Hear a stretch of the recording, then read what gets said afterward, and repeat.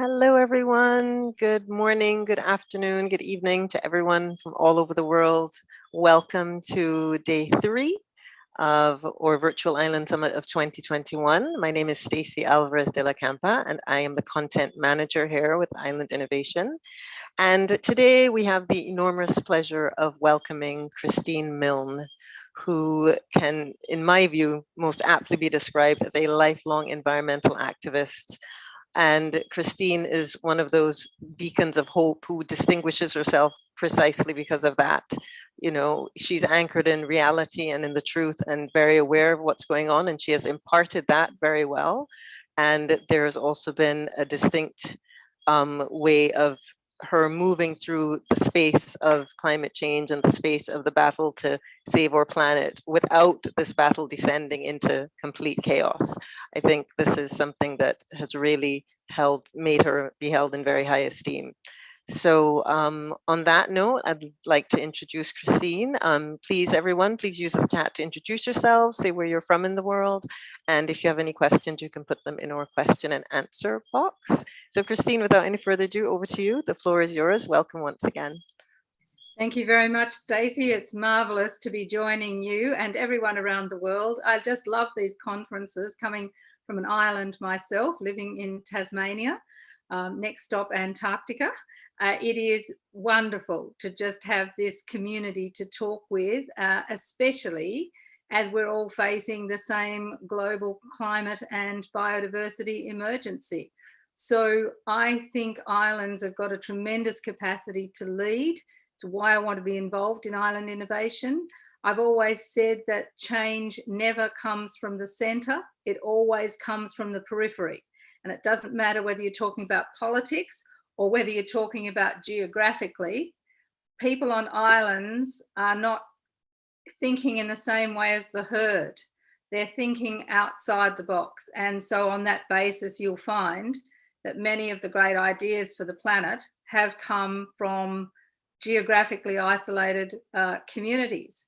And so hardly surprising that the topic of today, the restoration of Lake Pedder, that it was actually the loss of Lake Pedder that led to the world's first Green Party. So it's you can bring these ideas from the periphery right to the centre. Thanks very much for sharing that with us. And you make a very good point that, you know, this is the beginning, and just to give our audience some context. So this is the beginning of the UN decade for ecological restoration. And, you know, herein is the heart of Christine's message, that we can take a situation which initially seemed as if it was a loss, the story of Lake Pedder, which Christine will be showing us a video about later and will be talking to us a bit more about. We can take that and see, well, how does this incident encapsulate the very nature of the idea of restoration, and what lessons can we learn?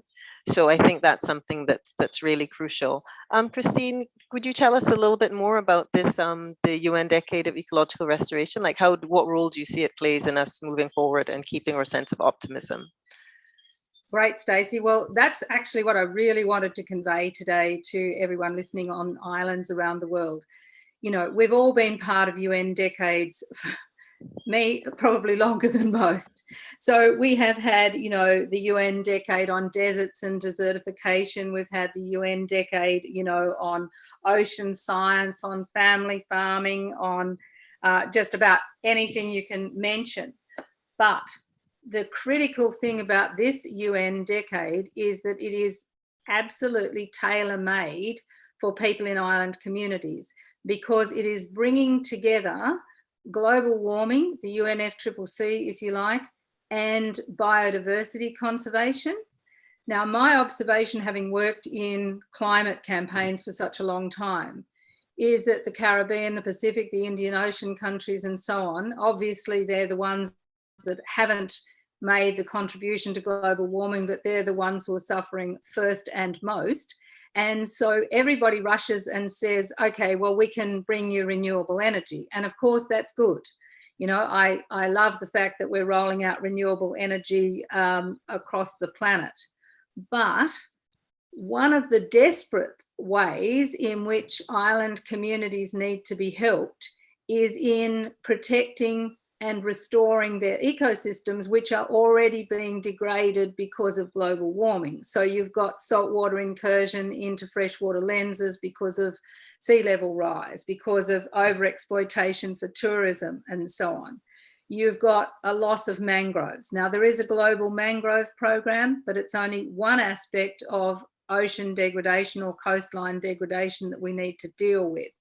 You've got the loss of coral reefs. You've got the loss of kelp. You've got a whole range of issues which mean that people can no longer grow food in many places where they previously did. You've got overwash from storm events, so many things degrading ecosystems. And to now, there's been really no context in which island communities can say, well, you know what, climate and renewable energy is one side of the coin, biodiversity protection is the other, and for us, biodiversity is actually the way we get to stay in our island communities and maintain the culture, which is so important in those communities. And so I see the UN Decade on Ecosystem Restoration as the opportunity for island communities to really engage and get the support of the UN, the whole of the UN bureaucracy, to start bringing a focus to bear on restoring ecosystems. Because I've seen for myself, people are having to import food in places where they'd always grown their own. And to me, that's really sad. And then you look at loss of graveyards, loss of cultural sites, and that is just gut-wrenching for communities trying to maintain culture and stay on country. So that's why I think we need to reframe a lot of the work that's already being done in island communities and hashtag it Generation Restoration, because a lot of this work is already happening. The hashtag for the UN Decade is Generation Restoration, and it's basically saying, halt degradation, protect the ecosystems that have already got integrity, and restore the rest of the ecosystems to meet the Sustainable Development Goals. So ecosystem restoration is a really fundamental part of the SDGs. That's 2030 is the goal for them as well. So we've got this 10-year window of opportunity. Now imagine if every island nation basically went out there and said, this is our number one priority, ecosystem restoration, notwithstanding we want renewable energy, and this is our project, whichever the project is that you're going to choose, and then ask for the global financial support and the collaboration with universities and research institutions around the world so that you get the best outcomes. So I feel like it's holistic. Whereas before, the UN decades have tended to be, as I said, on deserts or desertification, or on oceans, or on this or that, or one or the other. Now it is comprehensive. And it is in this context, and we'll see it at the UNFCCC COP very soon. Biodiversity has come very strongly onto the climate agenda. So this is our opportunity on ecosystem restoration. So for not only for ecological benefits, but cultural benefits, and purely pragmatical political framing for islands to get in on the act in terms of where the money and resources is going to be spent, frame it up now as within the UN decade on ecosystem restoration. So that brings me really to Lake Pedder, Stacey. So does that make sense to you in terms of why this decade, probably more than a lot of others, has real potential for islands everywhere? Yes, it does. It makes perfect sense. And what really kind of made my heart sing was the fact that you draw this nice holistic line and bring everything together rather than seeing things in silos the way it seemed to be. Here is every single aspect of what you're talking about has direct relevance to us and people in island communities. So thanks so much for that. So now we are ready to see the video of Lake Pedder. So on our tech side, we're ready to line that up.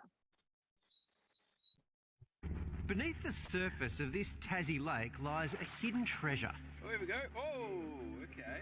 Yeah, okay, it may not look like much, but under that thick layer of sediment is something spectacular. This is Lake Pedder. The original Lake Pedder, to be precise, an ancient glacial lake whose crowning glory was its unique pink beach. Formed by thousands of years of wave action and westerly winds, and said to contain anything from 2 to 3 million tonnes of pure pink quartz sand. But the natural wonder, 10,000 years in the making, was taken away in just one. Let's concede at once, it's a very charming lake, and it's a pity that it has to be flooded. In 1972, the lake was flooded to create a hydropower scheme, transforming it from a 10 square kilometre lake to a 242 square kilometre reservoir. The backlash was fierce. It represents to conservationists in Tasmania a kind of symbol for conservation. You might say a symbol for civilization. And that symbol triggered a movement, the world's first Greens party evolving from the No Dams protest that followed, including the infamous and successful Franklin Dam blockade. If you do not move immediately, you will be arrested. We're going to fight the damming of the Franklin all the way. Lake Pedder became the first great national furor over the environment back at the end of the 60s. The frustration with the old parties not standing in defence of Lake Pedder was so big that after a rowdy meeting in the Hobart Town Hall, up went the hands to establish this new party, which is now recognised as the world's first Greens party. Over the years, there have been multiple campaigns to reverse history and restore the lake. It's very nice to come back to Tassie, not saying stop, but saying start, and setting something in motion. Even a young Tony Abbott was on board in the 90s, saying if we can renovate old houses and old cars, rejuvenate works of art, why can't we rehabilitate the site of a redundant dam? It never should have been flooded. There was no strong argument for it to be flooded in energy terms or any other terms. It was flooded under this macho view that every piece of nature should be exploited. A 1995 federal inquiry acknowledged the flooding would not have been approved in modern times, finding the case to drain the lake had merit, but that it was unclear if the significant costs would be environmentally worth it. It was just a loser all round. But it happened, and that's history. We're here to put things right. The restoration of Lake Pedder is not only righting the wrong of last century, it is a tremendous opportunity to give hope to the next generation. And now that generation is joining the fight. It gives not only Tasmania but Australia an opportunity to be global leaders in ecological restoration. The new campaign, triggered in part by the UN's declaration of a decade of ecosystem restoration, kicking off next year. We know that bigger recovery projects have occurred successfully. For example, on the Elwha River in the United States, which was restored to recover the salmon run there for the Indigenous people. And there's many more dams being removed around the world. That's because while dams provide benefits like green electricity, irrigation and flood control, they also deplete fish populations, degrade ecosystems and affect water quality. In the US, almost 1,500 dams have been removed over the last 30 years. In Australia, we don't have a history of pulling down dams, so people are quite shocked by that. But in fact, in the United States, it's large. There is a lot of scientific evidence. There is the engineering capacity. It's not hard to do. But the Tasmanian government isn't keen to try. It says draining Lake Pedder would be both economically and environmentally irresponsible and bordering on madness, insisting it's a vital part of Tasmania's energy infrastructure, powering more than 50,000 homes and businesses each year. The rainfall that Lake Pedder catches equates to roughly 5% of Tasmania's energy needs. And so if you took Lake Pedder away, that's 5% of the energy that's supplied that has to be sourced from elsewhere. The good news is that's very doable. You could replace the energy that Lake Pedder produces with a medium-sized wind farm, so about 150 megawatts. Incidentally, that's the same size as the Cattle Hill wind farm, which has recently been commissioned and consists of about 50 turbines. The time is right now. We can have Lake Pedder and the renewable energy without affecting people's power prices or jobs or the economy. In fact, it could actually boost the economy through ecotourism. In a century where the environment's going to be front and centre in all economic considerations and in job-creating considerations, here is a bountiful scheme for Tasmania, a chance to recover something of splendour that was lost to the world in the last century, this century. So you can head to our website for the full statement from Tasmania's Energy Minister and find out, if you want, how to join the campaign to restore Lake Pedder as well. I went down and covered those Franklin Dam protests, and I can tell you they would have not had the national prominence they had if it hadn't been what happened there at Lake Pedder. And Bob Brown's quite right. That's where the Greens Party came from. Had no idea. I know. Yeah. It's extraordinary, isn't it?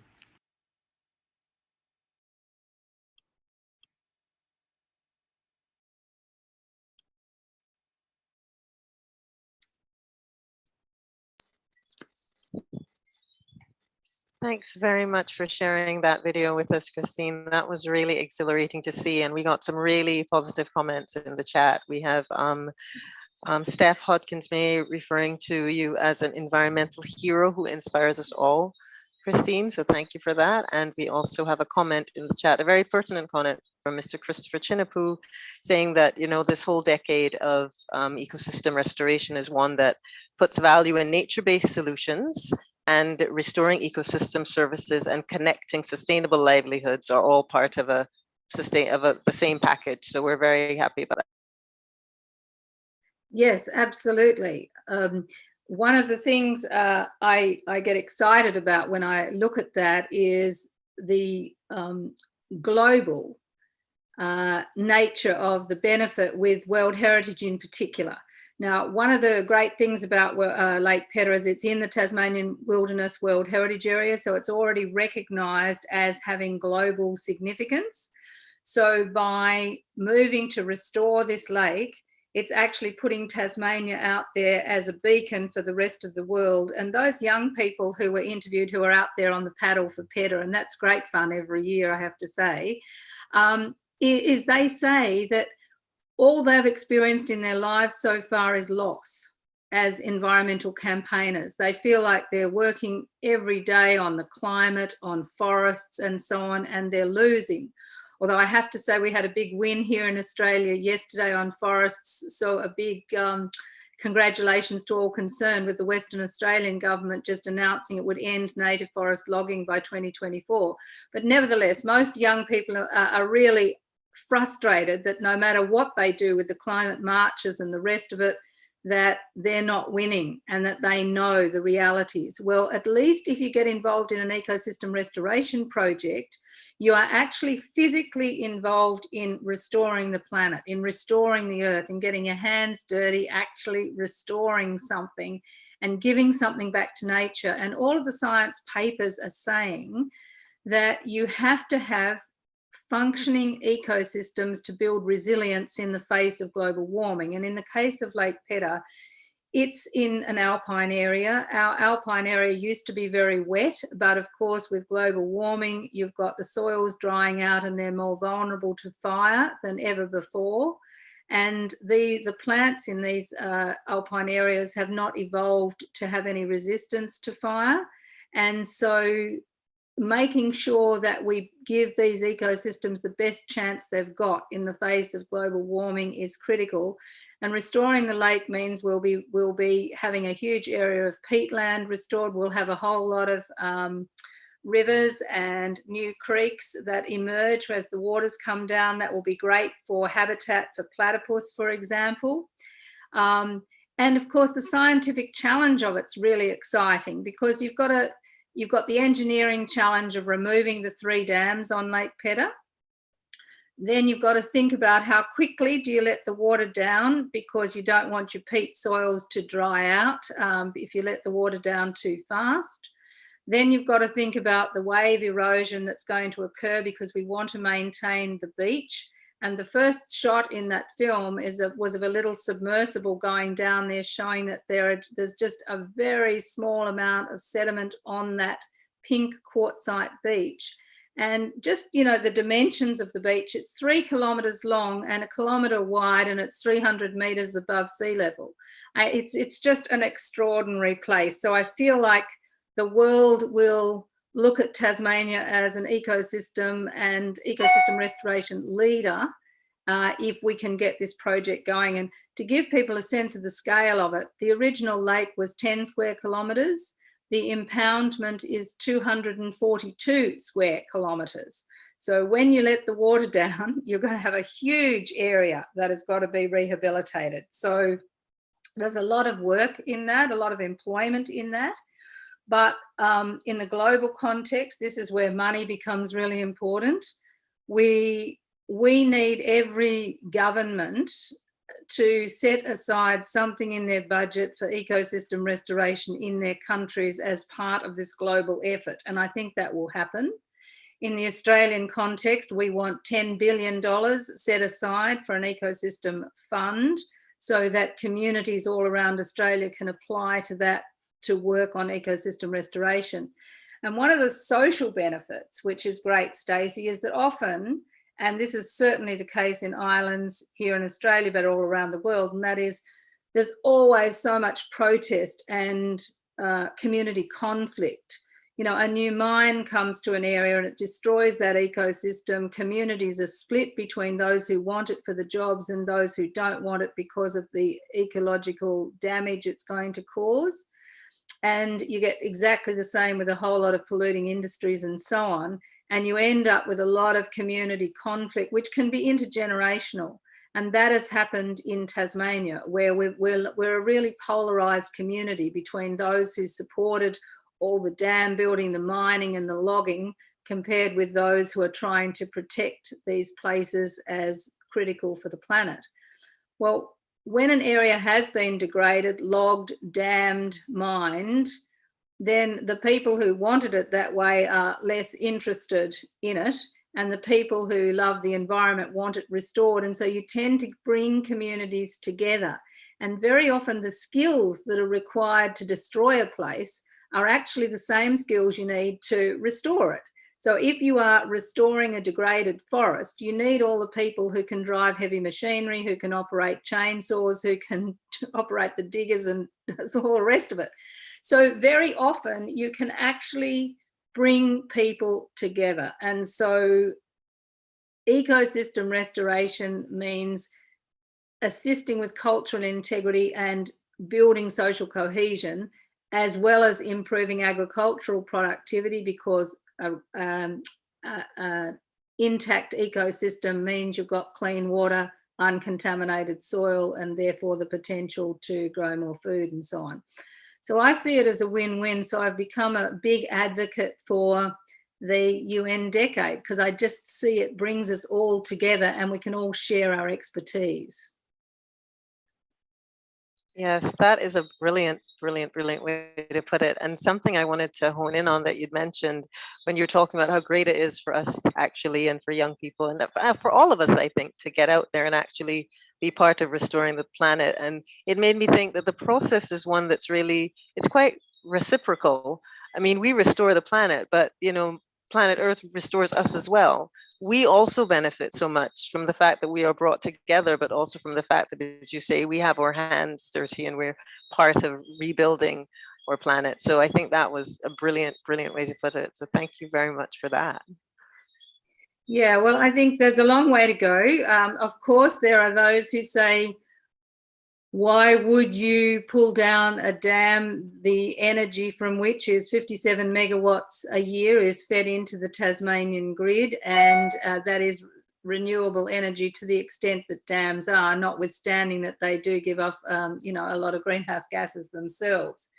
But we have built, there have been 2 new wind farms in Tasmania which eclipse the energy from Lake Pedder far and away, 154% more than the energy from Lake Pedder. So we are now in a position where it would be absolutely no threat to our energy security to remove Lake Pedder. So we're right on the cusp of doing this, and it comes back to the same old thing, Stacey, which we're all familiar with, and that's political will. So there is no technical reason why this lake can't be restored.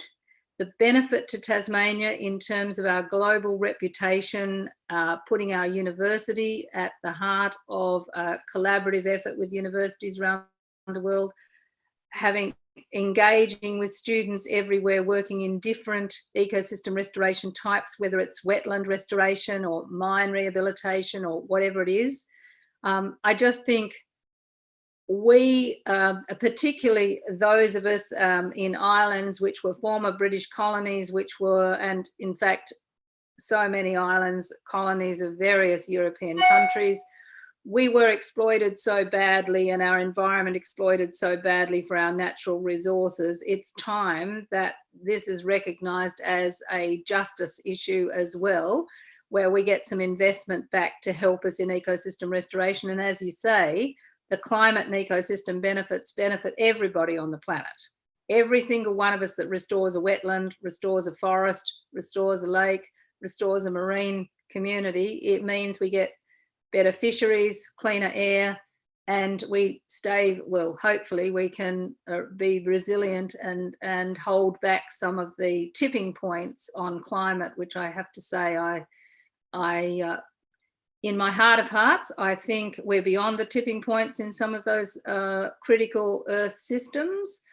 But having said that, you can either give up or you can just say, I'll make it less worse than it otherwise would have been and do everything in my power to make it better.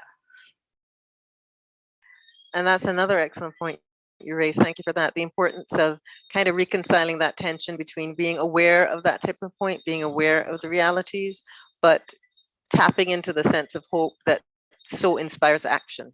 Because, you know, from everything you're saying, very rightly so, this is the time to act. And the template that you lay out and the vision that you mentioned is something I can see being implemented across island communities, no matter where they are in the world. That idea of restoration, whatever it is, you know, or ecological realities are, we can have that positive approach to it. Yeah, exactly. And we can involve people of all ages and all levels, all skill levels, because you need your academics, you need your engineers to plan and help make this happen. And then you need people who are prepared to just put in the elbow grease to actually do the work.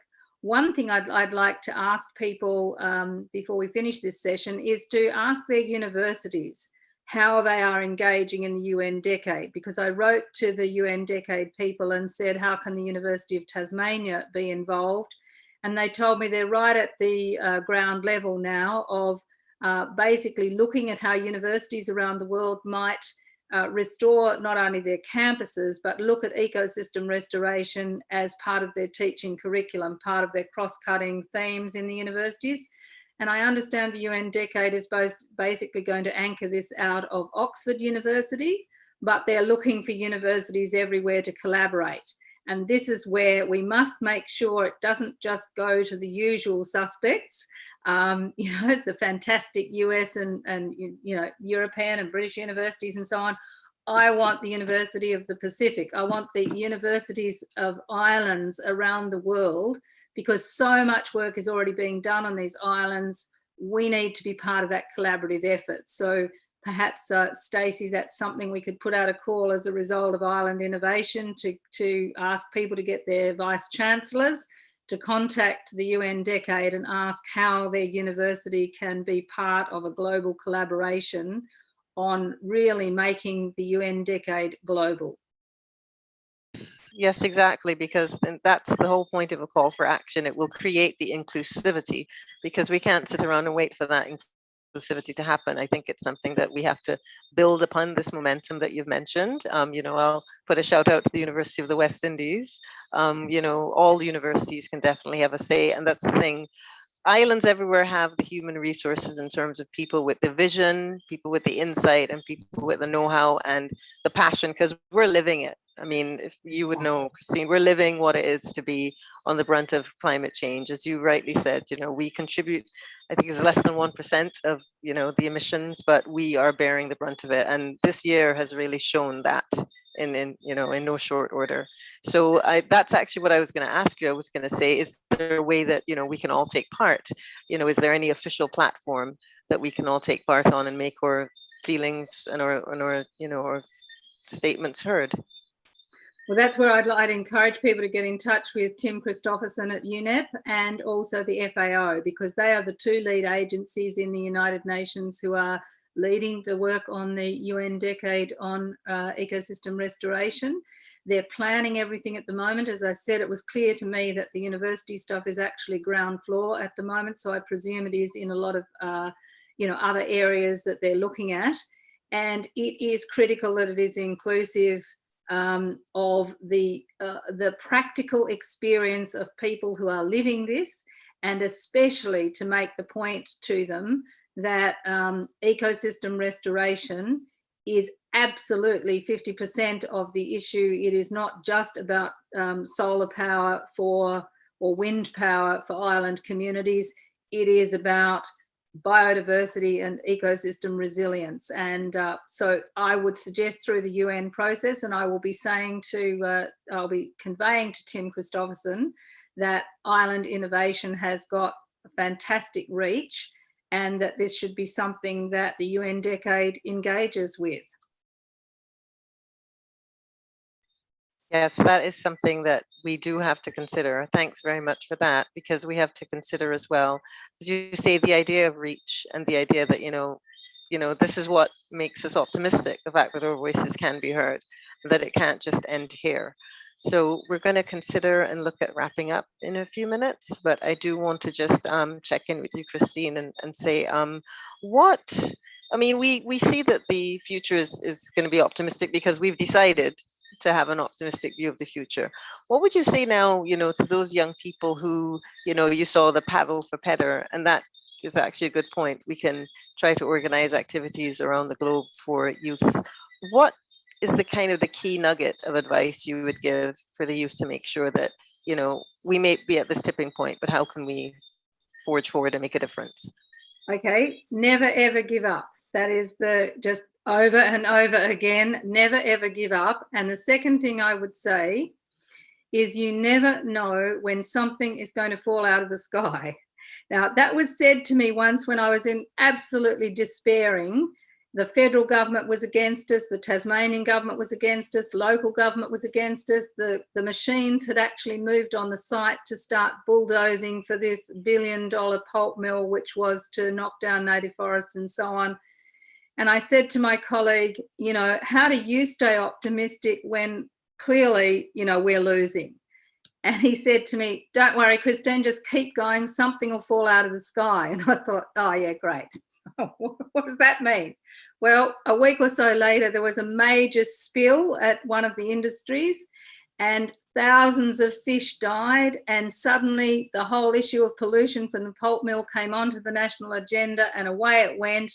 And we won the campaign and stopped the pulp mill. The same sort of thing happened on the Franklin. And as I mentioned earlier, just this week, we've been campaigning for decades to stop logging in Western Australian forests. And then suddenly, out of the blue, the Premier just announces he's going to stop logging, forests. So my advice is, do not give in to despair, because that means inaction. What makes you happy is a purposeful life.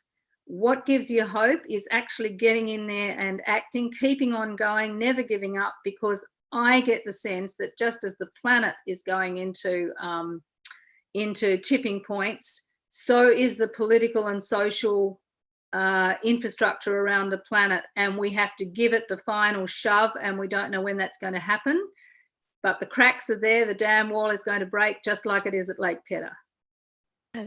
Yes, thank you. Those are excellent rousing words that we can, bring to draw this session to a close. And I want to say thank you so much, Christine. You've really inspired the people who have been out there and listening. And, I want to say personally, you've inspired me as well.